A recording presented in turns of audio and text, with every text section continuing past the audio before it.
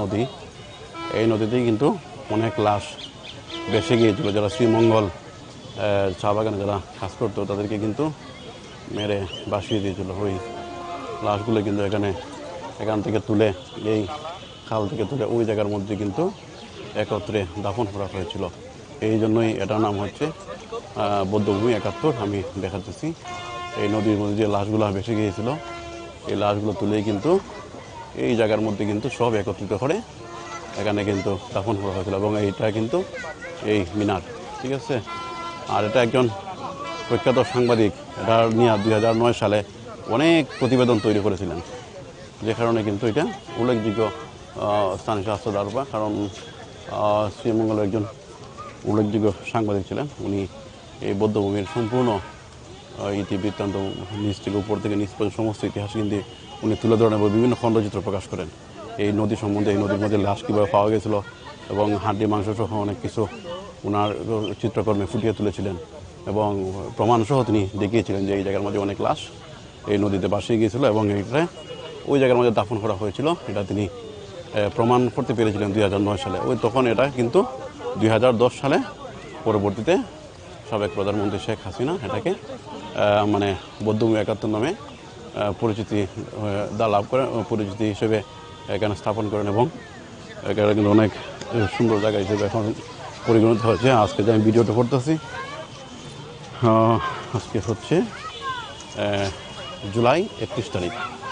আজ হচ্ছে জুলাই ৩১ তারিখ শুক্রবার ২০২৬। আমি এটা দেখানোর চেষ্টা করতেছি, কারণ হচ্ছে আমি এখন ব্রিজের উপর দিয়ে যাইব। আর এখানে আরও অনেক কিছু লেখা আছে, কার কার অবদানগুলো আছে তাদের অবদানগুলোও কিন্তু এখানে লেখা আছে। যারা এই বৌদ্ধভূমির মানে স্থাপনের ক্ষেত্রে অনেক অবদান মানে জড়িয়ে রয়েছে তাদের নাম ঠিকানা সহ সব কিছু এখানে লেখা আছে। অত্র এলাকার অনেক মানে মুক্তিযোদ্ধারা কিন্তু এই কাজে কিন্তু সহযোগিতা করেছেন। কোথায় কী আছে সম্পূর্ণ কিছুর ডিরেকশন তারা এখান থেকে মানে দিয়েছেন।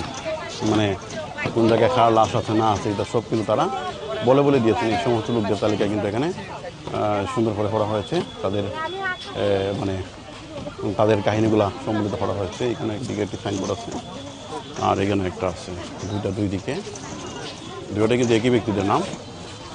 আর আমরা এখন ব্রিজের উপর দিয়ে যাচ্ছি। বাচ্চাগুলোর বাবারা কিন্তু নিয়ে আসতেছে, কারণ যাতে বাচ্চাগুলোরও ইতিহাস সম্বন্ধে সচেতন হয়। এই যে দেখেন আরেকটা আছে, এই যে দেখাইছে আরেকটা, এখানে কিন্তু এটা বৌদ্ধভূমির একটা ফলক তারা দিয়ে রাখছে। এই ব্রিজের উপর দিয়ে যাচ্ছি এখন আপনাদেরকে আরও কিছু দেখানোর জন্য, সুন্দর স্পটগুলো দেখানোর জন্য, যেখানে বৌদ্ধভূমিগুলা মানে খণ্ড খণ্ড আকারে মানে একত্রিতভাবে এখানে লাশগুলো দাফন করা হয়েছিল। এই সমস্ত স্থানগুলো আমি এখন দেখানোর চেষ্টা করতেছি। এই হচ্ছে নদী, ওই দিক থেকে কিন্তু শ্রীমঙ্গলের যে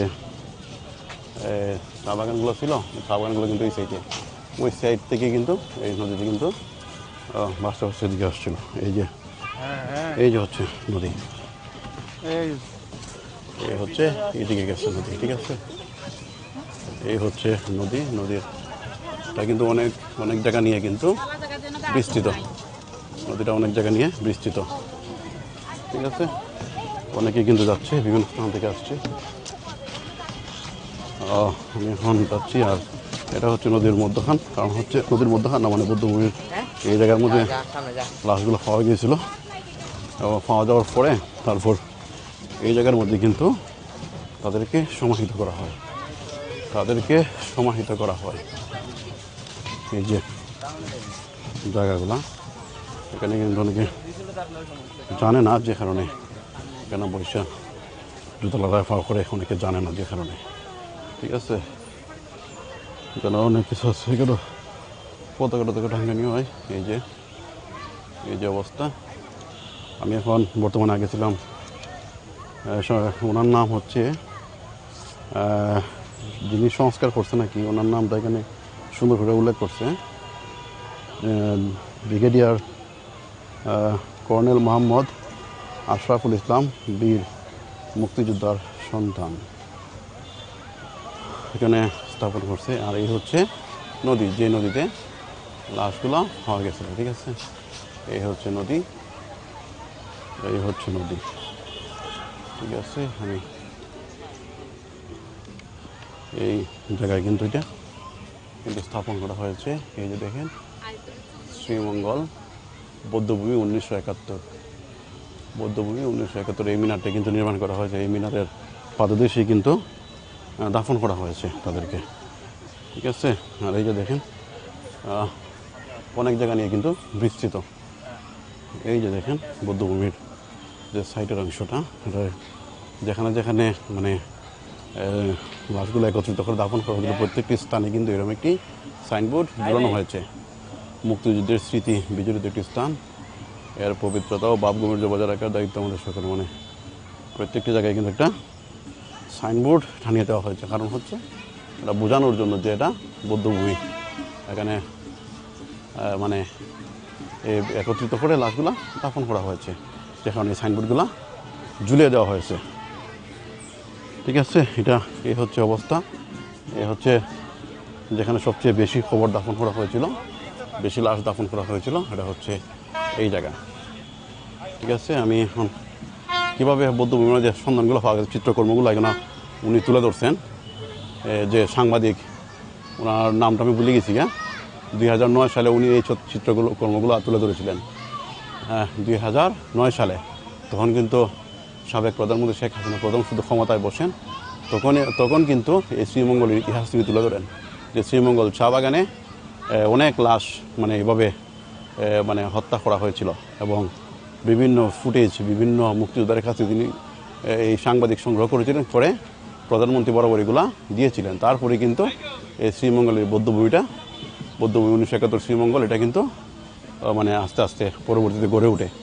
এই জায়গাটা একটা নির্দিষ্ট স্থান হিসেবে প্রথম কিন্তু এটা পরিত্যক্ত অঞ্চল ছিল। এই জায়গাটা পরিত্যক্ত অঞ্চল, পরবর্তীতে এটা আস্তে আস্তে মানে গড়ে ওঠে সাবেক প্রধানমন্ত্রী শেখ হাসিনার সহযোগিতায়, এবং এই বিশিষ্ট সাংবাদিক, শ্রীমঙ্গলের বিশিষ্ট সাংবাদিক, ওনার মাধ্যমে উনি কিন্তু খুবই তখন জনপ্রিয় হয়ে ওঠেন এই বৌদ্ধভূমির কারণে একমাত্র। উনি এটার চিত্রকর্ম এবং বিভিন্ন কিছু কিন্তু ফুটিয়ে তুলেছিলেন তখনকার সময়ে।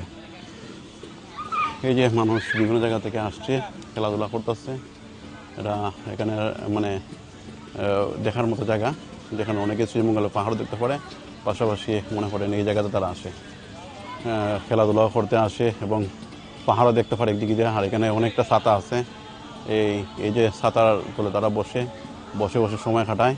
এবং আমি এখন ভিতরে যাচ্ছি, যেখানে মেইন বৌদ্ধভূমিটা স্থাপন করা হয়েছিল। আমি এখন এইদিকে যাব, এই ছাতাগুলোর তলে বসে তারা সময় কাটায়। আর এখানে কিন্তু সামনে কিন্তু রাস্তা আছে, শ্রীমঙ্গলে বড় বড় পাহাড় আছে, যে কারণে এইদিকে গেট বন্ধ করে রাখে। এদিকে গেট বন্ধ করে রাখার কারণে এদিকে যাওয়ার কোনো অনুমতি নাই। ঠিক আছে, আমি এখন এদিকে যাচ্ছি। আমি আসল যে বৌদ্ধভূমির যে নির্মাণ করা হয়েছিল এই জায়গাতেও যাচ্ছি। আমি সামনে দিকে যাচ্ছি, অনেকে কিন্তু ছবি তুলতে আছে, বিভিন্ন জায়গা থেকে আসছে তারা ছবি টবি তুলতে আছে। আর এই হচ্ছে সুন্দর স্থান, যে কারণে অনেকে ছবি তুলে এখানে। আর আমি দেখাচ্ছি আরও,